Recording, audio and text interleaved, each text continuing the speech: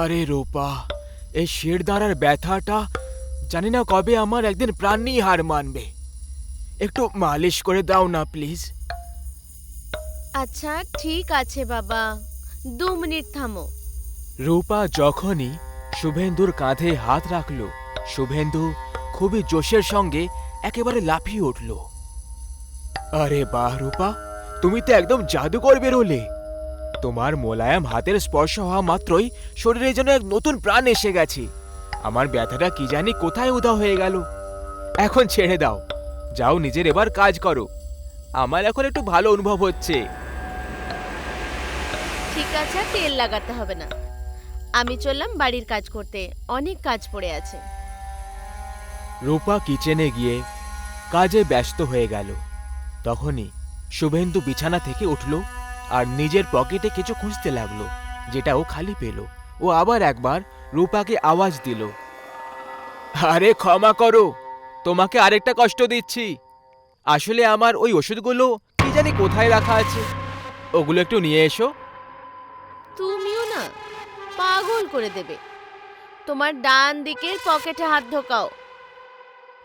শুভেন্দু যখনই ওর ডান দিকের পকেটে হাত ঢোকালো, সেখানে ও নিজের ওষুধগুলো পেয়ে গেল। এটা দেখে ও একটু অবাক হয়ে যায়, কারণ কয়েক সেকেন্ড আগে যখন ও নিজের পকেট চেক করছিল তখন তো ও কিছুই পায়নি। তাহলে হঠাৎ এই ওষুধ? যাই হোক, এখনের মতো এসবকে ও এড়িয়ে দিল আর অফিসে যাওয়ার জন্য তৈরি হয়ে গেল।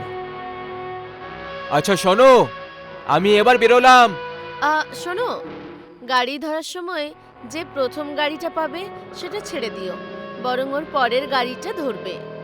আর অফিসে গিয়ে সবার প্রথমে নিজের চেয়ারটাকে চেক করে নিও, তবেই ওর উপর বসো, বুঝলে? শুভেন্দু রূপার কথাগুলো যেন ওর মাথায় উপর দিয়ে চলে গেল।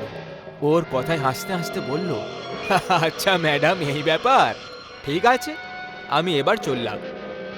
তারপর শুভেন্দু বাইরে দাঁড়িয়ে গাড়ি ধরার জন্য অপেক্ষা করতে লাগলো।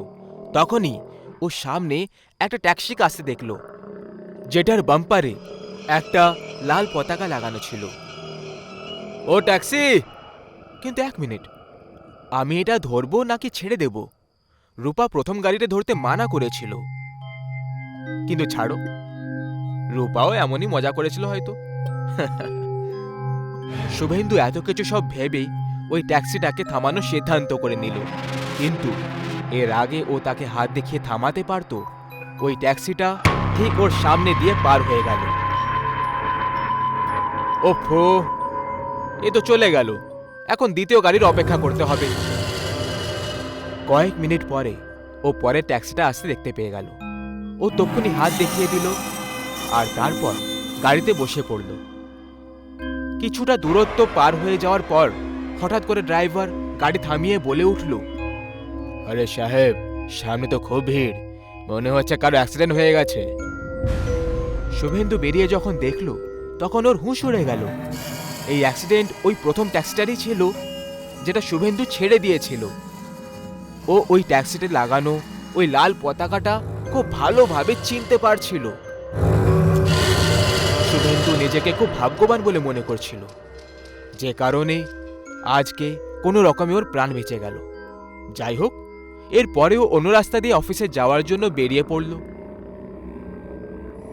সন্ধেবেলায় ও ক্লান্ত হয়ে অফিস থেকে বাড়িতে ফিরে এলো। কি হয়েছে গো? কেমন কাটলো আজকের দিনটা? আরে রূপা, তুমি আজকে তোমার কথাটা আমার প্রাণ বাঁচিয়ে দিয়েছে। আমার কথা? কি বলতে চাইছো? হ্যাঁ, সেটাই, ট্যাক্সির কথাটা, যেটা তুমি বলেছিলে যে প্রথম ট্যাক্সিটা ধরবে না, বিপদ হবে, সেটাই হয়েছে। যখনই আমি অন্য ট্যাক্সিতে বসে আগে এগোলাম, আমি দেখলাম ওই প্রথম ট্যাক্সিটার একটা ভয়ঙ্কর অ্যাক্সিডেন্ট হয়ে গেছে। সত্যি গো, সমাপতনও আজকাল কেমন কেমন ভাবে ঘটছে। আচ্ছা শোনো, আমি অফিসের কাজে 1 সপ্তাহের জন্য বাইরে যাচ্ছি, তুমি আমার ব্যাগ প্যাক করে দিও। সোজা সোজা ভাবে কেন বলছো না? ওই কালমুখীটার সাথে মজা করার জন্য যাচ্ছ, ফিরে এসো, তারপর মজা দেখাবে। কি কি বললে তুমি? আহ, আহ, না না, কিছুই বলিনি তো। পরের দিন শুভেন্দু সকাল সকাল নিজের কাজের জন্য বেরিয়ে পড়ল। আর এদিকে রূপা বাড়িতে একদম একা হয়ে যায়। এদিকে শুভেন্দু সড়ক পার করছিল তখন, আর প্রত্যেকটা পা ফেলার সাথে সাথে ওর আনন্দ দ্বিগুণ হয়ে চলেছিল। বাহ, কি দারুণ ভাগ্য আমার! এক্ষুনি সোনালীকে ফোন করে ইনফর্ম করে দিই যে আমি বেরিয়ে পড়েছি। এক সপ্তাহ ওই সুন্দরী রূপসীর সঙ্গে খুব আনন্দ করব। শুভেন্দু অফিস স্টাফ সোনালীর সঙ্গে নিজের ট্রাভেল প্ল্যান করছিল, যেখানে ওর মনে অনেক ধরনের আনন্দের ঝর্ণা বয়ে চলেছিল। এক সপ্তাহ পর শুভেন্দু হাসি খুশি ভাবে নিজের বাড়ি ফিরে এলো। রূপা, রূপা, কোথায় তুমি? ও এইটুকু বলে যখনই বাড়ির ভেতরে প্রবেশ করলো, বাড়ির দৃশ্য দেখে ওর পায়ের নিচে থেকে যেন মাটি উধাও হয়ে গেল। পুরো বাড়ি ছড়িয়ে ছিটিয়ে পড়েছিল। সব জিনিসপত্র ভাঙাচুরো অবস্থায় মাটিতে পড়ে রয়েছিল। তখনই হঠাৎ বাড়ির টিউবলাইট ফ্লিক করতে লেগে গেল। বাড়ির এত নোংরা পরিবেশ দেখে শুভেন্দুর রূপার উপরে খুব গুরুতর রাগ ধরে গেল। ও চিৎকার করে নিজের বেডরুমের দিকে চলে গেল। রূপা, রূপা, এ তুমি বাড়ির কি অবস্থা করে রেখেছো? আমি এক সপ্তাহের জন্য বাড়ি থেকে বাইরে কি গেলাম, তুমি তো আমার বাড়িটাকে কোণার জায়গা করে রেখে দিয়েছো। এইটুকু বলে শুভেন্দু যখনই নিজের বেডরুমের দরজা আস্তে করে খুলে দিল, সামনে ওই মারাত্মক দৃশ্যটা দেখে ওর আত্মা কেঁপে উঠল। ও দেখল যে ওর বেডরুম একেবারে কসাইখানা হয়ে গেছে। রুমের ওপরে পাখার জায়গায় লাশ ঝুলে রয়েছে, যে শরীরগুলো থেকে রক্তের একটা বিন্দু বাকি রাখা নেই। অন্যদিকে শুভেন্দু ওখানে রূপাকে দেখতে পায়, যে এখন একটা ডাইনিতে পরিণত হয়ে গেছিল আর ক্রমাগত কাঁচা মাংসের টুকরোগুলো চিবিয়ে যাচ্ছিল। বাপরে, আমার স্ত্রী তো একটা ডাইনি! তাড়াতাড়ি করে আমাকে বেরোতে হবে এখান থেকে। আমি এর আসল চেহারা দেখে ফেলেছি, তাই এ হয়তো এবার আমার মেয়েকে মেরে ফেলবে। এই সব কিছু ভেবে শুভেন্দু তক্ষণি পেছন দিকে হাঁটতে লাগলো। কিন্তু তক্ষণি রূপা গর্জন করে বলে উঠল, ওহো, তাহলে এসে গেছিস তুই ওই কালমুখীটার সঙ্গে রাত কাটিয়ে? এবার মরার জন্য তৈরি হয়ে যা। তুমি কি করে জানতে পারলে যে আমি সোনালীর সঙ্গে ছিলাম? গুরুজনদের মুখ থেকে উপদেশ শুনিসনি কখনো? ডাইনির তৃতীয় চোখ সবসময় তোদের পিছু করে আর প্রত্যেক মুহূর্তের খবর রাখে। শুভেন্দু ঘাবড়ে গিয়ে পালানোর কথা ভাবছিল, আর তখনই পুরো বাড়ির লাইটস একসাথে ফিউজ হয়ে গেল, যে কারণে শুভেন্দুর চোখের সামনে একদম অন্ধকার ছেয়ে গেল। এখনো ইচ্ছে করলেও পালাতে পারতো না, কারণ ও কিছুই দেখতে পাচ্ছিল না। তখনই অন্ধকারের ভেতর থেকে ঘুঙুর বাজার আওয়াজ শুভেন্দুর দিকে এগিয়ে আসছিল। আর তখনই এক ঝটকায় অন্ধকার থেকে বেরোলো ওই ডাইনিটার হাত, আর শুভেন্দুকে ওই গুপ্ত অন্ধকারের দিকে টেনে নিয়ে চলে গেল, যে কারণে ও খুব জোরে চিৎকার করে উঠল। আর তারপর চিরকালের জন্য ওর আওয়াজ বন্ধ হয়ে যায়। সূর্যের প্রথম আলোর সাথে গ্রামে একটা নতুন সকাল হয়। সবাই নিজের নিজের ঘর থেকে বাইরে বেরিয়ে কাজ করছিল। এরই মধ্যে একটা দোকানের বাইরে একটা মহিলা আসে, যার নাম সুরেখা ছিল। সুরেখা আঁচলের অর্ধেক অংশ নিজের ঠোঁটে চেপে টিপে রেখেছিল। ভাই, আমি কাজের খোঁজে এখানে এসেছি। যদি আপনার কাছে কোনো কাজ থাকে তাহলে বলে দিন, যে কোনো কাজ করে নেব। আরে তুমি কোন গ্রাম থেকে এসেছো? দেখে এই গ্রামের তো লাগছো না। অনেক দূরের গ্রাম থেকে এসেছি, আমার সাথে দুর্ঘটনা হয়েছে। তখনই জোরে জোরে হাওয়া বইতে লাগে, সুরেখার আঁচল উড়ে যায়। সুরেখার অর্ধেক উড়ে যাওয়া চেহারা সবাই দেখে ভয় পেয়ে যায়। হে ভগবান, এত ভয়ঙ্কর চেহারা আমি নিজের জীবনে আগে কখনো দেখিনি। আরে একে তো দেখে আমার একটা চোখওয়ালা ডাইনি মনে হচ্ছে। না না, আপনারা আমাকে ভুল ভাবছেন। আমি কোনো ডাইনি নই। দয়া করে আমাকে কিছু কাজ দিয়ে দিন। পাগল হয়ে গেছিস নাকি তুই? তুই কি আমার দোকান বন্ধ করতে চাইছিস? এই গ্রামে আর কখনো যেন না দেখি তোকে।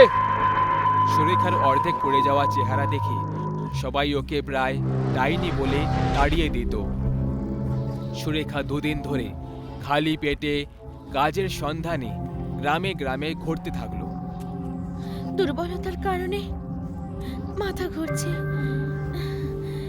এই গ্রামে কারখানা রয়েছে, জিজ্ঞেস করে দেখি যদি যদি কিছু কাজ পেয়ে যাই। দাদা দাদা, এই কারখানার মালিককে আমার একটা কাজের দরকার। আপনি কি আমার কাজে রাখতে পারবেন? আমারও কর্মচারীর খুব দরকার, আপনি এখানে কাজ করতে পারেন। তখনই সুরেখা অজ্ঞান হয়ে যায় আর বাকি মেয়েরা দৌড়ে চলে আসে। ওরা সবাই সুরেখার অর্ধেক পুড়ে যাওয়া চেহারা দেখে ফেলে। কি দেখছিস? এটা একটা সত্যি ডাইনি। আমার কথা শোনো, একে তাড়িয়ে দাও মালিক, তাড়িয়ে দাও একে। আরে ডাইনি ডাইনি বলে কিছু হয় না, তোমরা সবাই এখনো কোন যুগে বাস করছো? সুরেন্দ্র কুমার জলের কয়েকটা ফোঁটা সুরেখার মুখে ঝাপটে দেয়, যে কারণে সুরেখার জ্ঞান ফিরে যায়। তুমি ঠিক আছো তো? হঠাৎ করে অজ্ঞান কি করে হয়ে গেলে? দুদিন ধরে কিছু খাইনি, যে কারণে আমার মাথা ঘুরে গেছিল। ঠিক আছে ঠিক আছে, কিছু খেয়ে নাও, তারপর আজ থেকেই কাজ শুরু করে দিও। কি? আজ থেকে কাজ শুরু করে দিও? আপনি দেখতে পাচ্ছেন না যে ও একটা ডাইনি? ডাইনি! আমি ওকে এক মুহূর্তের জন্য এখানে থাকতে দেব না। একটু বোঝার চেষ্টা করো, কোনো মানুষকে এইভাবে বলা উচিত নয়। দিদি দিদি দিদি, আমার স্বামী মদ খেয়ে আমাকে মারধর করতো, কখনো লাথি মারতো, কখনো ঘুষি মারতো। একদিন ও খুব মদ খেয়ে ফেলেছিল আর আর আমাকে জ্বলতে থাকা চুলে ঠেলে দেয়। দিদি, আমি সেদিন থেকে এরকম হয়ে গেছি। আর তোর স্বামী মদ খেয়ে খেয়ে ওর লিভার খারাপ হয়ে যায় আর কয়েক মাস আগেও মারা গেছে। খুব খারাপ হয়েছে বোন তোমার সঙ্গে, শুনতে পেলে? এবার শুনে শান্তি হলো? মিথ্যে কথাও তো বলতে পারে, আমার তো কি ডাইনি মনে হচ্ছে। চুপ কর বিয়াদব কোথাকার! তুমি এখানে না থাকতে চাইলে চলে যাও। আজ থেকে এই বোন এখানেই কাজ করবে। আপনি খাবার খেয়ে নিন, কিছুক্ষণ বিশ্রামও করে নিন। আগে কারখানায় মহিলা কর্মচারীরা সুরেখার থেকে এখনো ভয় পাচ্ছিল, কারণ তারা ওকে ডাইনি ভাবছিল। সেই রাতে সুরেন্দ্র কুমারের ছেলে ঘুমিয়ে ঘুমিয়ে ছটফট করতে লাগলো। ওই বাচ্চাটা বেচারা নিঃশ্বাস নিতে পারছিল না। মনে হচ্ছে ওই ডাইনি আমার ছেলেকে মারছে। বাচ্চা নিঃশ্বাস নেওয়ার চেষ্টা করতে করতে মরে যায়। আমার ছেলে, আমার ছেলে, আমার ছেলে! সব ওই ডাইনিরই কাজ। তোমাকে বলেছিলাম না, সব তোমার কারণে হয়েছে। আমার ছেলে। সুরেন্দ্র নিজের ছেলেকে কষ্ট পেতে দেখে আর তাকে তার স্ত্রীর কথায় বিশ্বাস হয়ে গেল। সেও সুরেখাকে ডাইনি মেনে নিল। আজ তো আমি ওকে মেরেই ফেলবো। আমার ছেলেকে খেয়ে নিল এসেই, ডাইনি কোথাকার! সুরেন্দ্র কুমার সুরেখাকে গ্রামের চৌমাথায় বেঁধে দিল। যে মানুষটা তোকে কাজ দিল, খেতে দিল, তারই ছেলেকে খেয়ে ফেললি তুই! ডাইনি কোথাকার! মারে একে, মেরে ফেলো! ভগবানের জন্য আমায় ছেড়ে দিন, আমি কোনো ডাইনি নই। সুরেন্দ্র রাগ শান্ত হলো না। সে একটা মশাল হাতে নিল আর সুরেখাকে জ্যান্ত পুড়িয়ে ফেলল। সুরেখা ওখানে ছটফট করতে করতে মরে গেল। তারপর কিছুদিন পর রূপা প্রায় অর্ধেক রাতে কারখানায় কাজ করছিল। তখনই দরজা নিজের থেকেই বন্ধ হয়ে যায়। কে ওখানে? পেছন থেকে কেউ রূপার চুল টেনে নিয়ে যেতে থাকে। আমায় যেতে দাও, আমায় যেতে দাও, আমায় যেতে দাও।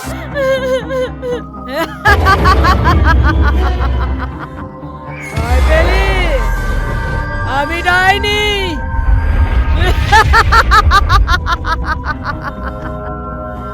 একটা চোখ থাকা ডাইনি রূপাকে একটা চলন্ত মেশিনে ছিঁড়ে দেয়। তার রক্তের ফোঁটা চারিদিকে ছড়িয়ে গেল। রূপার কাটা মাথা দেখে সুরেন্দ্র কুমার আর সুনিতা ভয় পেয়ে যায়। আরে এসব কি করে হয়ে গেল?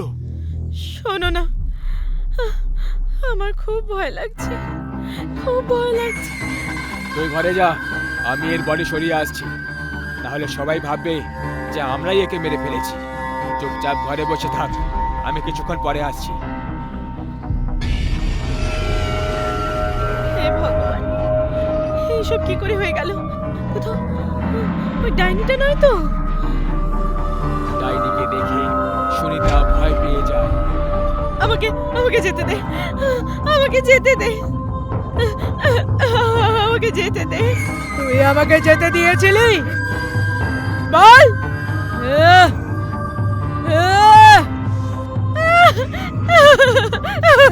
ছাড়, ছেড়ে দে আমাকে, ছেড়ে দে। ডাইনি সুনিতার গলা ধরে নেয় আর দেওয়ালে ঘষড়ে ঘষড়ে ওপরে টেনে নেয়। সুনিতা নিজের হাত পা মারতে মারতে মরে গেল। কিছুক্ষণ পর সুরেন্দ্র কুমার ঘরে পৌঁছলো। আমি বডি পুঁতে এসেছি, এখন আর কোনো সমস্যা হবে না সুনিতা। সুনিতা, সুনিতা। সুনিতার কোনো আওয়াজ এলো না। সুরেন্দ্র কুমার যখনই রুমে গেল, সুনিতার বডি বেডের উপরে পড়েছিল। সুনিতা, এসব কি করে হয়ে গেল? সুনিতা, সুনিতা। ডাইনি বলেছিলি না আমাকে? সুরেন্দ্র কুমার দৌড়ে পালায়, কিন্তু ঘরের দরজা খুলতে পারল না। ডাইনি পুরো বাড়িতে আগুন লাগিয়ে দেয়। বাঁচাও, বাঁচাও, ডাইনি আমাকে মেরে ফেলবে, বাঁচাও আমাকে। ডাইনি সুরেন্দ্র কুমারের পা ধরে আগুনে নিয়ে চলে যায়। আগুনের ঝাপটায় সুরেন্দ্র কুমারের চিৎকার গর্জন হচ্ছিল। বাঁচাও, বাঁচাও। এই লোকগুলো মিলে আমাকে ডাইনি ডাইনি বলে শেষে ডাইনি বানিয়ে দিল। একটা চোখওয়ালা ডাইনি।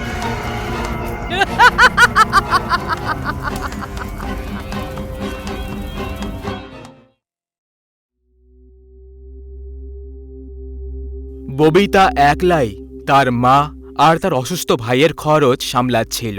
ববিতা একটা কলেজে প্রফেসরের কাজ করে। একদিনও কলেজে যাওয়ার জন্য বেরোচ্ছিল আর ও নিজের বাঁ পাটা আগে বার করে যাচ্ছিল। তখনই ববিতা, আমি তোকে কতবার বলেছি বাড়ি থেকে বেরোনোর সময় আগে ডান পাটা বার করা দরকার, না হলে এটা অশুভ মানা হয়। মা, আমিও তোমাকে কতবার বলেছি মা, আমি এইসব কথায় একদম বিশ্বাস করি না। এইসব আসলে মন গড়া কথা। আজকে অমাবস্যার কালো রাত, আজ তাড়াতাড়ি বাড়ি আসবি। আজকের দিনে অনেকেই কালো জাদু করে ববিতা। আরে মা, তুমি এইসব বিষয় কেন বিশ্বাস করো? এইসব কিছুই হয় না। না না, এইসব কথা অনেক ভেবে চিনতে তবেই করা হয়। সরিতা অনেক অন্ধবিশ্বাসী ছিল আর সব সময় এই সবের থেকে বাঁচার জন্য টোনা টোটকা করে থাকত। তার ছেলে সুজয় অনেক বছর আগে একটা অ্যাক্সিডেন্টে পঙ্গু হয়ে গেছিল আর হাঁটতে চলতে অসমর্থ ছিল। তার পুরো খেয়াল তার বোন ববিতাই রাখত। ববিতা কলেজে যাওয়ার জন্য বেরিয়ে পড়ে আর অনেক কাজ থাকার কারণে আজ ওর বাড়ি ফিরতে অনেক দেরি হয়ে যায়। আজ মা তাড়াতাড়ি বাড়ি ফিরতে বলেছিল, কিন্তু কাজ বেশি থাকার কারণে তাড়াতাড়ি বাড়ি পৌঁছানো সম্ভবই নয়। মাকে একবার ফোন করে বলে দিই, হ্যাঁ, ফিরতে দেরি হয়ে যাবে। ববিতা যখনই নিজের ফোনটা বার করলো, ফোন ওর হাত থেকে পড়ে গেল আর ভেঙে গেল। ওর বাড়ি ফিরতে আরও বেশি লেট হয়ে গেল। ও কোনো ট্যাক্সি বা অটো খুঁজে পেল না। ও পায়ে হেঁটেই বাড়ির দিকে রওনা দিয়ে দিল। আজকে এই মোবাইলটা খারাপ হওয়ার ছিল। আশেপাশেও কিছু নজরে পড়ছে না। ববিতার এমন মনে হলো যেন কেউ সাহায্যের জন্য ডাক দিচ্ছে। ববিতা আওয়াজের পিছু করতে করতে আওয়াজের পেছনে যেতে লাগলো। কে আছে ওখানে? তুমি এভাবে কাঁদছো কেন? ববিতা কিছুই দেখতে পেল না, কিন্তু ও আওয়াজের পিছু করতে করতে চলে গেল। তখনই ও দেখতে পেল যে ও একটা কবরস্থলে পৌঁছে গেছে। যখনই ববিতা ওই কবরস্থলে পৌঁছে গেল, এইসব কি হচ্ছে? আমি রাতে কবরস্থলে কি করে পৌঁছে গেলাম? ওখানে কুকুরদের কান্নার আওয়াজ, বাদুড়ের কথা বলার আওয়াজ আর ব্যাঙগুলোর জল থেকে ডাক দেওয়া পরিষ্কার শোনা যাচ্ছিল। চারিদিকে একদম শান্ত পরিবেশ ছিল, তার মাঝে নীরবতাকে চিরে আওয়াজ অনেক ভয়ঙ্কর মনে হচ্ছিল। ববিতা ওই কবরস্থল থেকে বেরোনোর চেষ্টা করতে থাকে, কিন্তু ও যেখানেই যাচ্ছিল ও শুধুমাত্র বড় বড় দেওয়াল দেখতে পাচ্ছিল। ওখানে কোনো গেট ছিল না। যদি এখানে কোনো গেট না থাকে তাহলে আমি ভেতরে কি করে এলাম? গভীর অন্ধকার হয়ে গেছিল। ববিতা ওই কবরস্থলে ঘুরে ঘুরে ক্লান্ত হয়ে গেছিল, কিন্তু ওখান থেকে যাওয়ার কোনো রাস্তা ছিল না। ববিতা ক্লান্ত হয়ে একটা কবরে বসে পড়ে। তখনই ওই কবর থেকে একটা আজব আওয়াজ বেরোতে শুরু হয়। ববিতা আস্তে করে নিজের কান ওই কবরের ওপরে রেখে আওয়াজ শুনতে লাগলো। তখনই হঠাৎ ওই কবরে খুব জোরে একটা ধামাকা হলো, আর সেটা থেকে একটা সবাধার বেরিয়ে সামনে চলে আসে। ববিতা ওই ধামাকার আওয়াজ শুনে ওখানেই অজ্ঞান হয়ে যায়। তখনই ববিতার কানে কিছু আওয়াজ শুনতে পেল। আরে আপনি ঠিক আছেন তো? আপনি এখানে নির্জন কবরস্থানে একা কি করছেন? আপনি কে? আর আমি এখানে কি করে পৌঁছলাম? ববিতার একটু জ্ঞান ফিরে এলো। ববিতা নিজের সামনে এক অজানা ব্যক্তিকে দেখতে পেল। আপনি কে? আর এখানে কি করছেন? আমি এই কবরস্থানে কি করছি? আমি কিছুই বুঝতে পারছি না। আজ আমি কাজ থেকে বাড়ি ফিরে আসতে লেট হয়ে গেছি। যখন আমি কবরস্থান হয়ে পার করছিলাম, তখন আমি যেন কোনো অদ্ভুত আওয়াজ শুনতে পেলাম, আর আমি এখানে দেখতে চলে এলাম। তখনই কাছে পড়ে থাকা কবর থেকে কারোর হাত বাইরে বেরিয়ে আসে আর ববিতার হাত টেনে ধরে। ববিতা ভয় পেয়ে চিৎকার করে। অমন ববিতার হাত ছাড়ানোর চেষ্টা করতে থাকে, কিন্তু ওর হাতটা খুব খারাপভাবে আটকে গেছিল। এসব কি হচ্ছে? একটা কবরে রাখা মরা দেহ কারো হাত কি করে ধরতে পারে? এখানে নিশ্চয়ই কোনো গন্ডগোল রয়েছে। এসব আমার বোঝার ক্ষমতার বাইরে। অমন ববিতার হাত ছাড়ানোর অনেক চেষ্টা করতে থাকে। ববিতার হাত থেকে রক্ত বেরোতে শুরু হয়ে যায়। তখনই ববিতার হাত ওই কবর থেকে বাইরে চলে আসে। অমন আর ববিতা নিজেদের প্রাণ বাঁচিয়ে ওখান থেকে দৌড়তে শুরু করে। এখান থেকে বেঁচে পালানোর কোনো রাস্তা নেই। এটা কি করে হতে পারে? এখানে ভেতরে আসার রাস্তা তো আছে, কিন্তু বাইরে যাওয়ার রাস্তা নেই। এটা কোনো একটা ফাঁদ আমাদের ফাঁসানোর। পেছন থেকে ওই কবর থেকে একটা ভূত পায়ে হেঁটে ওখানে আসতে লাগলো, আর তার মুখ থেকে সবুজ জল গড়ে পড়ছিল। অমন আর ববিতা তাকে দেখে খুব বেশি ভয় পেয়ে যায় আর ওখান থেকে পালাতে শুরু করে। তখনই ববিতার পা কোনো একটা জিনিসে আটকে যায় আর ও নিচে পড়ে যায়। চলো আমার সঙ্গে। ও ববিতার পা ধরে টেনে নিয়ে এগিয়ে যেতে লাগলো। ববিতা নিজেকে থামানোর চেষ্টা করতে লাগলো, কিন্তু ও এটা করতে অসমর্থ হয়ে গেল। তখনই ভূতের নজর অমনের উপর পড়ে যায় আর ববিতাকে ছেড়ে দিয়ে অমনের দিকে মুড়ে যায়। ববিতা ওখান থেকে উঠে দৌড়তে শুরু করে। তখনই ও কিছুর সাথে ধাক্কা খেয়ে যায়। ছেড়ে দাও আমাকে। আমি তোমার কি ক্ষতি করেছি? আমার প্রাণ নিও না, ছেড়ে দাও আমাকে। আরে শান্ত হও, শান্ত হও। তুমি কে? আর তোমারই অবস্থা কে করলো? তুমি এত ভয় ভয় কেন রয়েছো? ভূত, ওই ভূত আমাদেরকে ছাড়বে না। তখনই ওই ভূত অমনের গলা ধরে তাকে নিজের হাতের মাঝে টিপে ঘুরিয়ে দেয়। অমন মাটিতে পড়ে যায় আর খুব খারাপভাবে কষ্ট পেতে লাগলো।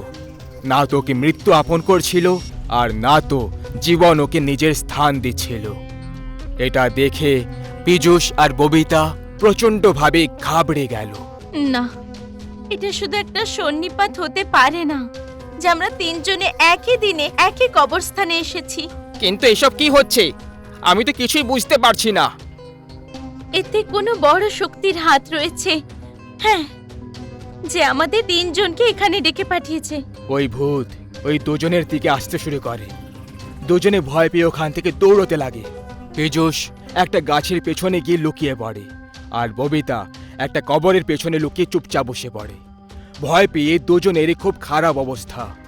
অমন ওখানেই পড়ে থেকে ছটপট করছিল।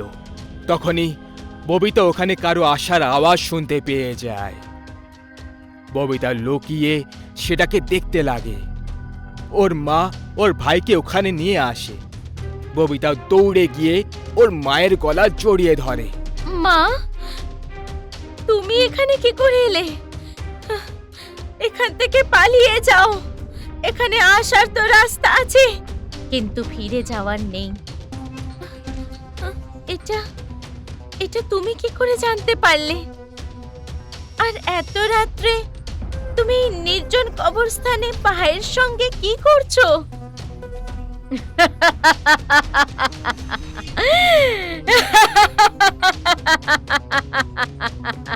তুমি এখনো বুঝতে পারলে না? এই সব আমার ষড়যন্ত্র। তোমাদের তিনজনকে আমি এখানে ডেকে পাঠিয়েছি। ববিতা এটা শুনে ওর হোশ উড়ে গেল। আজ অমাবস্যার কালো রাত তোমাদের তিনজনকে একটা কথা জুড়ে দিচ্ছে। তোমাদের তিনজনেই অমাবস্যার কালো রাতে জন্মেছিলে। আজ আমি তোমাদের তিনজনেরই বলি চড়িয়ে দেব। আর এটা করলে আমার ছেলে আগের মতো একদম ঠিক হয়ে যাবে। তুমি কি ধরনের মা? নিজের ছেলের জন্য তুমি তিনটে অসহায় মানুষের প্রাণ কেড়ে নিচ্ছ। তখনই পেছন থেকে ওই ভূত এসে ববিতাকে নিয়ে যেতে লাগলো। ববিতা নিজেকে ছাড়ানোর চেষ্টা করতে থাকে, কিন্তু ও তার চঙ্গুল থেকে বেরোতে পারল না। ওই ভূতটা সুমন, পীযূষ আর ববিতাকে গাছে উল্টো দিকে ঝুলিয়ে দেয়। খুব ভালো কাজ করেছো তুমি। একটা বাজতে চলেছে। একটার সময় আমি এই তিনজনের বলি চড়াবো। তিনজনের রক্তে স্নান করা মাত্রই আমার ছেলে একদম ঠিক হয়ে যাবে। একদম ঠিক হয়ে যাবে। সরিতা হাতে তলোয়ার নিয়ে ওই তিনজনের গলা কাটার জন্য এগিয়ে যাচ্ছিল। তখনই তার পা একটা কবরে পড়ে যায়, আর ওই কবরটা খুলে যায়, আর সরিতা তার মধ্যে পড়ে যায়, আর ওই কবরটা নিজের থেকেই বন্ধ হয়ে যায়। সুমন, পীযূষ আর ববিতা তিনজনেই নিজের থেকে ওই গাছ থেকে নিচে পড়ে যায়। পীযূষ অজ্ঞান অবস্থায় ওই কবরের দিকে দেখে, যার মধ্যে সরিতা পড়ে গেছিল। মা, মা, তুমি আমাকে বাঁচিয়ে নিয়েছো। ওই কবরটা পীযূষের মায়ের ছিল। ওই ভূতটা রেগে গিয়ে গাছ উবড়িয়ে ছুঁড়ে ফেলে দেয়, আর সরিতার ছেলের পেটে নিজের নখ ঢুকিয়ে তার নাড়ি ভুঁড়ি কেটে খেতে থাকে। ববিতা, সুমন আর পীযূষ পরের দিন সকালে জ্ঞান ফিরল। তিনজন ওই কবরস্থানের বাইরে ছিল। তিনজন নিজের নিজের রাস্তায় চলে গেল। কিন্তু ওই রাতটা তিনজনের জীবনের ভয়ানক রাত হয়ে গেল, যেটা ওই তিনজন কখনো ভুলতে পারবে না। একটা মা তার ছেলেকে ঠিক করার জন্য অন্য কারোর ছেলের প্রাণ নিয়ে নিচ্ছিল, আর একটা মা মরে গিয়েও নিজের ছেলের প্রাণ বাঁচাচ্ছিল। ওই ভয়ঙ্কর রাত আমাদের জীবনে চিরকাল জীবন্ত থাকবে।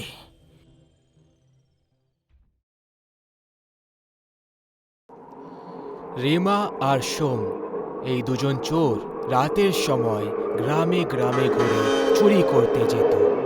দুজনেরই এই কাজে খুব আনন্দ হতো। এক রাতে এইভাবেই চুরি করার উদ্দেশ্যে রিমা আর সোম একটা গ্রামে এসে পৌঁছয়। দুজন একটা গাছের নিচে বসে গ্রামটা দেখতে লাগলো। গ্রাম দেখতে খুব ছোট ছিল, কিন্তু বাড়িগুলো খুব ভালো আর বড় ছিল।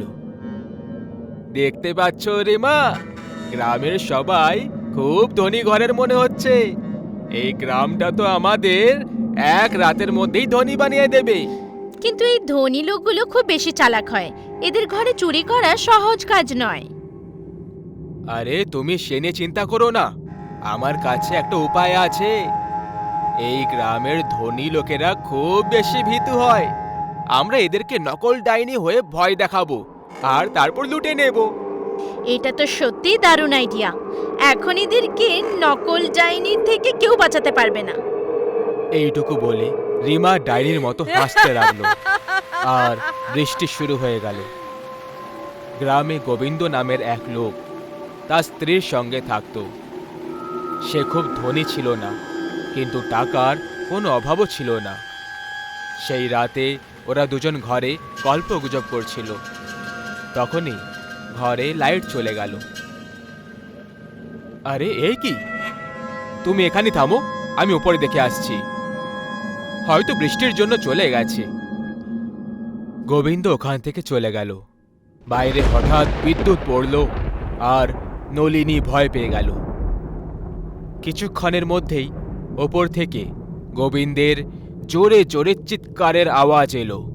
সেই আওয়াজ শুনে নলিনী আরো ভয় পেয়ে গেল। গোবিন্দ, কি হয়েছে তোমার? নলিনী অন্ধকারে ভয় পেয়ে ওপরে যেতে লাগলো। সেই সময় ওপর থেকে গোবিন্দ দৌড়ে নিচে আসছিল। সিঁড়ির মাঝখানে দুজনে ধাক্কা খেলো আর নিচে পড়ে যায়। নলিনী গোবিন্দকে দেখল। ও খুব ভয় পেয়ে গেছিল আর ওর মাথা থেকে রক্ত বের হচ্ছিল। এই রক্ত কোথা থেকে বেরোচ্ছে? ওপরে কে আছে ওপরে? ডাইনি। ডাইনির নাম শুনে নলিনীও ভয় পেয়ে যায়। তখনই দুজনে দেখলো যে সিঁড়ি থেকে একটা আলো ওদের দিকে হাওয়ার সাথে চলে আসছিল। দুজন ভয় পেয়ে পালালো আর ঘরের বাইরে যাওয়ার চেষ্টা করতে লাগলো, কিন্তু ঘরের দরজা বাইরে থেকে বন্ধ ছিল। গোবিন্দ দরজা ভাঙার চেষ্টা করলো, কিন্তু ওর কিছুই অসর হলো না। এতক্ষণে পেছন থেকে এক ভয়ঙ্কর আওয়াজ এলো। দাঁড়াও! দুজনে পেছনে ঘুরে তাকালো। তখন ওখানে একটা ডাইনি হাতে মোমবাতি নিয়ে দাঁড়িয়েছিল। ওই মোমবাতির আলোয় তার ভয়ঙ্কর চেহারা খুব বেশি মারাত্মক লাগছিল। পালানোর কোনো দরকার নেই। আমি যেমনটা বলবো তেমনটা যদি তোমরা না করো, তাহলে আমি তোমাদের দুজনকে মেরে ফেলবো। তুমি যা বলবে আমরা তাই করব, কিন্তু আমাদের যেতে দাও প্লিজ। খুব ভালো কথা। এইটুকু বলে ডাইনি হাসতে লাগলো। তারপর ডাইনি নিজের একটা হাত জানালার দিকে বাড়ালো আর নিজের আঙুল নাড়াতে লাগলো। যখনই ডাইনি আঙুলটা নাড়ালো, একটা বড় ব্যাগ জানলা থেকে উড়ে ভেতরে চলে এলো আর ডাইনির সামনে মাটিতে পড়ে গেল। এটা দেখে গোবিন্দ আর নলিনী খুব বেশি ভয় পেয়ে যায়। তোমার সব টাকা আর সোনা এই ব্যাগে রেখে দাও। দুজন একে অপরের দিকে দেখে ভাবতে লাগলো। ততক্ষণে ডাইনি চিৎকার করে ওঠে। তাড়াতাড়ি করো, নাহলে এই আগুনে তোমাদের দুজনকে পুড়িয়ে ফেলবো। গোবিন্দ গিয়ে ব্যাগ তুলল আর দৌড়ে দৌড়ে টাকা নিতে চলে গেল। ডাইনি ওখানেই দাঁড়িয়ে থেকে নলিনীকে দেখে যাচ্ছিল। নলিনী ডাইনি ওই ভয়ঙ্কর চেহারা দেখে ভয় পাচ্ছিল। হঠাৎ জানালা থেকে জোরে হাওয়া এলো আর ডাইনির শাড়ি উড়তে লাগলো।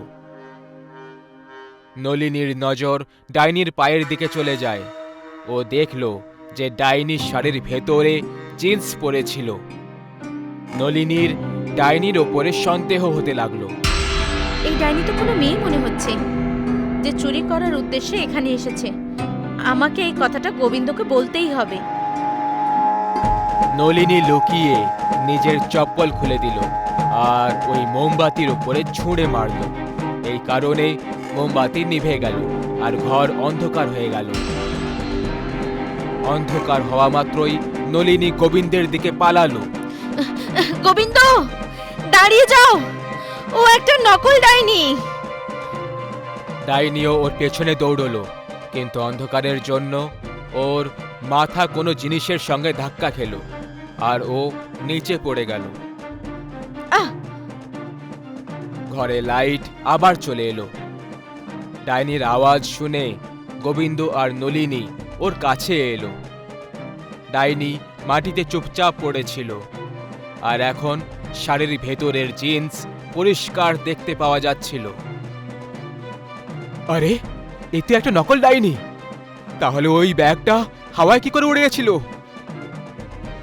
ডাইনির আওয়াজ শুনে সোম ভেতরের দরজা খুলে ভেতরে এলো আর সোজা গিয়ে ডাইনির কাছে বসে পড়ল। রিমা, তুমি ঠিক আছো তো? কি হয়েছে তোমার? আচ্ছা, তার মানে তুমিও এর সাথে রয়েছো। আমি এক্ষুনি পুলিশকে ডেকে তোমাদের দুজনকে ভেতরে করাচ্ছি। যখন গোবিন্দ ফোনের দিকে এগোলো, বাইরে খুব জোরে বাজ পড়ল আর ডাইনি গোবিন্দের পা ধরে ফেলল।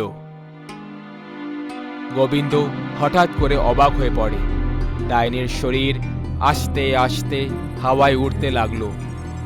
এটা দেখে নলিনী আর গোবিন্দের সাথে সাথে সোমও ভয় পেয়ে গেল, কারণ ও জানতো যে শাড়ির ভেতরে তো রিমা ছিল। আরে, এসব কি হচ্ছে? এ তো একটা সাধারণ মেয়ে ছিল যে নকল ডাইনি হয়ে এসেছিল। রিমা! ডাইনি হাওয়ার উপর দাঁড়িয়ে পড়ল। কোন রিমা নেই এখানে।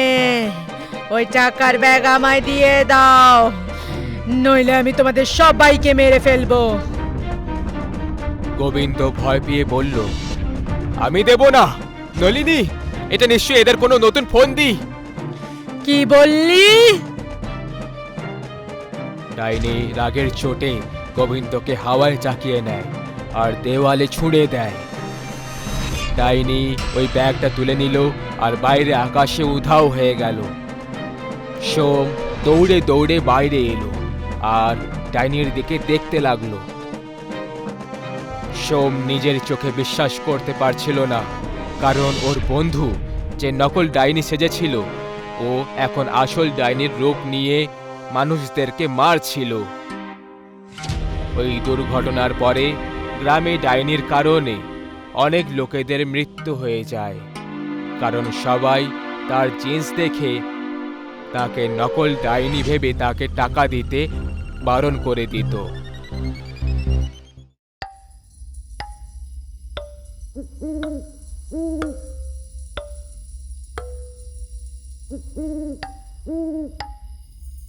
আরে হ্যাঁ গো দাদু, আমি বুঝে গেছি তোমার কথা। আমি গ্রামে সকালেই আসবো, রাতে আসবো না। আর যদি কোনো অজানা ব্যক্তিকে দেখি, তাহলে আমি তার সাথে কথা বলবো না। কতবার তুমি একই কথা বোঝাতে থাকো। চলো, এবার আমি ফোন রাখছি, কারণ বেরোনোর জন্য তৈরি হচ্ছি। যতীন এক 25 বছরের খুব সুন্দর নবযুবক ছিল। ও নিজের ইন্ডিভিজুয়াল ফ্যামিলির সঙ্গে শহরে বসবাস করছিল, কিন্তু ওর নিজের গ্রাম আর গ্রামের বংশগত বাড়ির প্রতি একটু আলাদা টান ছিল।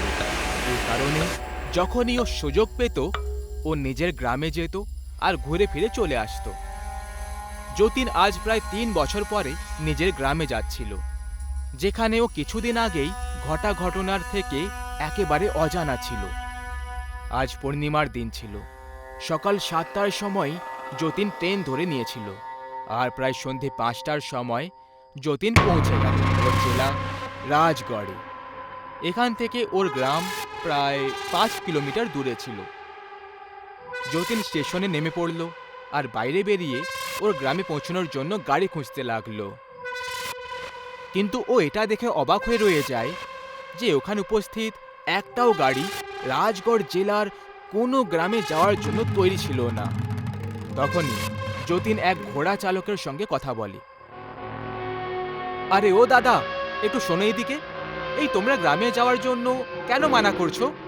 কোনো ভূত প্রেত আছে নাকি ওখানে? আরে কোত্থেকে এসেছো ভাই? তুমি কি রাজগড়ের ওই 14টা গ্রামে ছড়ানো আতঙ্কের ব্যাপারে জানো না? তুমি কথা গোল গোল কেন ঘুরিয়ে বলছো বলো তো? পরিষ্কার করে বলো না, কি হয়েছিল? আরে দাদা, এই সময় তো ওই ঘটনার উল্লেখ করতেও ভয় লাগে। শুধু এটা ভেবে নাও যে আজকে পূর্ণিমার রাত। ওই সব গ্রাম ভেতর থেকে কবরস্থানের সমান, যে গ্রামগুলোর মাটিতে এক পা রাখা মাত্রই তোমার মৃত্যুর গতি দ্রুত হয়ে যাবে। যেও না আজ ওখানে। এইটুকু কথা বলে ওই ঘোড়া চালক ঘাবড়ে গিয়ে ওখান থেকে চলে গেল। যতীন ওই ঘোড়া চালকের কথাগুলো বোঝার জন্য অনেক চেষ্টা করলো। তারপর ও নিজেকে বলে উঠল, এই গ্রামবাসীদের কাজকর্ম বলে কিছু নেই, শুধু সবাইকে মশলা মাখাতে জানে। এদের তো মনে হয় যে আমরা শহরের লোকেরা এদের তৈরি গল্প গুজব শুনে ভয় পেয়ে যাব। যতীন নিজের মনে এটা বিড়বিড় করে আগে এগিয়ে চলল। ওর হাতে ওর একটা সুটকেস ছিল, যে কারণে যতীন কোনো গাড়ির সাহায্য ছাড়াই পায়ে হেঁটে গ্রামের দিকে এগিয়ে চলল। ওর রাস্তা ভয়ঙ্কর জঙ্গল দিয়ে পার করে যেতে হতো। যতীনের শুরুর কিছুটা সময় ভালোভাবেই কেটে গেল। ও সড়ক শেষ করে এখন গ্রামের জঙ্গলে প্রবেশ করছিল, আর তখনই ওর ফোনটা বেজে উঠল। ওহ ম্যান, আবার দাদু কল করছে। যতীন ওর দাদুর কল তুলল। যতীন খোকা, তুমি ঠিকঠাক আছো তো? আজকের রাতটা কোনো হোটেল বা লজে গিয়ে কাটিয়ে নিও। গ্রামে আসার দুঃসাহস একদম করো না, কারণ গ্রামে একটা খুবই মারাত্মক ডাইনি ঘুরে বেড়ায়। এই সুন্দর ছেলেদেরকে। ওর দাদু এইটুকু কথা বলেছিল, আর যতীনের ফোন ব্যাটারি লো হওয়ার কারণে বন্ধ হয়ে গেল। দাদু কি বলার চেষ্টা করছিল হবে? ঘোড়া চালক আর দাদু দুজনের কথা প্রায় একই ছিল। তাহলে সত্যি কোথাও না না, এখন শুধু একটা জঙ্গলই তো পার করতে হবে, তাড়াতাড়ি চলে যাব। যতীন নিজের গতি দ্রুত করে দিল। কিছুক্ষণ পরে ও একটা তীব্র সুগন্ধ পেল। ও হঠাৎ ওই সুগন্ধের দিকে আকর্ষিত হয়ে গেল, আর ওই দিকেই যেতে শুরু করলো। ওটা কোনো সুগন্ধির গন্ধ ছিল, খুব মধুর গন্ধ। যতীন ওই সুগন্ধির গন্ধের দিকে আকর্ষিত হয়ে গেলে ও একটা বিয়ের মণ্ডপের মতো দেখতে লাগা একটা নির্জন পড়ে থাকা মণ্ডপের কাছে গিয়ে থেমে যায়, যেখানে সামনে ও নববধূর কাপড় পরা একটা মহিলাকে দেখতে পায়। যতীনের সঙ্গে বশীকরণ হয়েছিল, আর এরই কারণে ও বিয়ের মণ্ডপ অবধি চলে এসেছিল। এরপরে যতীন আস্তে আস্তে মণ্ডপের ভেতরে প্রবেশ করে গেল, আর তারপর ওর সামনে দাঁড়ানো মহিলা ওকে বরমালা পরিয়ে দিল। আর এর ঠিক পরে যতীনও ওই মহিলাকে ওই বরমালা পরিয়ে দিল। যতীন নিজের থেকেই বিবাহের সব নিয়মবিধি পালন করতে লাগল। বিবাহ সম্পন্ন হয়ে যাওয়ার পরে যতীন হঠাৎ করে অজ্ঞান হয়ে পড়ল, আর যখন ওর চোখটা খুলে যায় তখন ওর জ্ঞান ফিরে গেছিল আর নিজের কন্ট্রোলে ছিল। ওর পুরো শরীরে একটা ভয়ঙ্কর যন্ত্রণা শুরু হলো। যতীন ওই যন্ত্রণায় ছটপট আর উঠে দাঁড়ানোর চেষ্টা করছিল, কিন্তু এ কি, যতীনের হাত আর পা দুটোই বোনের সঙ্গে বাঁধা হয়েছিল।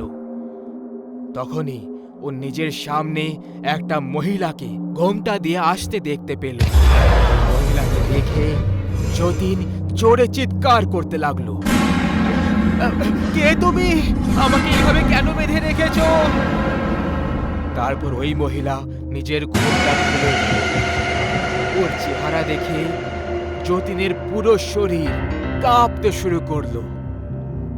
ওর পোড়া চেহারা নিয়ে একটা ভয়ঙ্কর মহিলা ছিল, যার চোখের তারা দুটো উধাও ছিল, আর পুরো চেহারা থেকে লাল রক্ত ঝরে পড়ছে।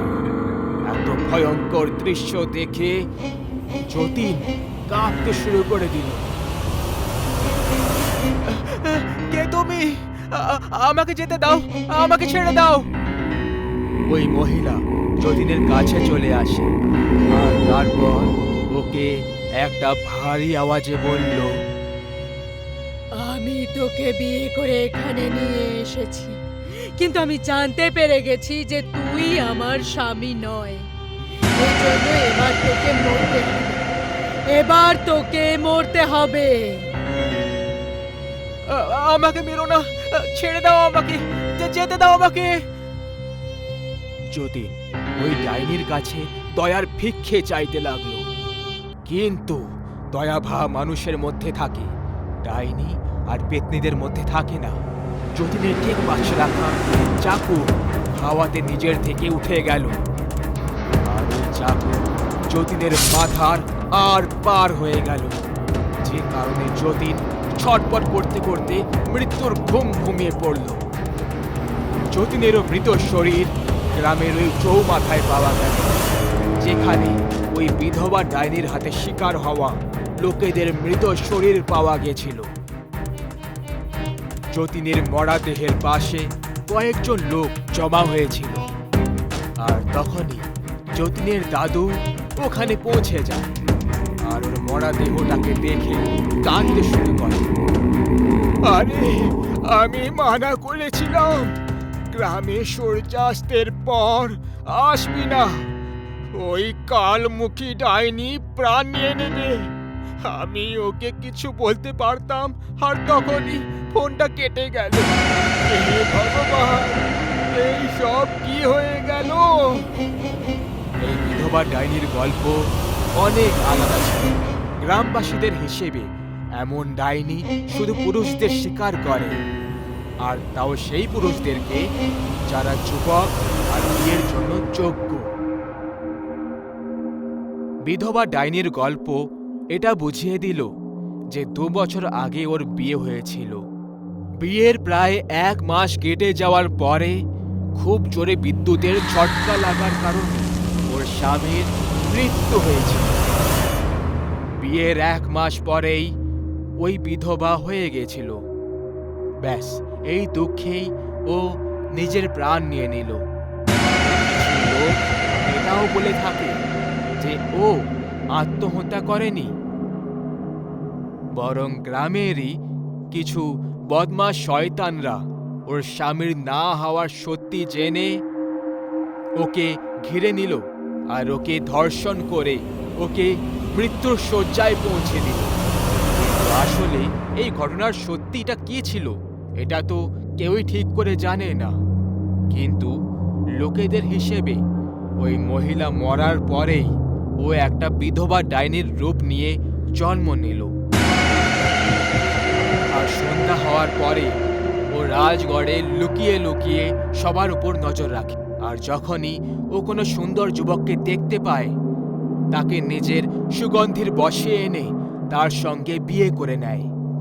আর যখন ও জানতে পারে যে ও ওর স্বামী নয়, তখন তাকে প্রাণে মেরে ফেলে।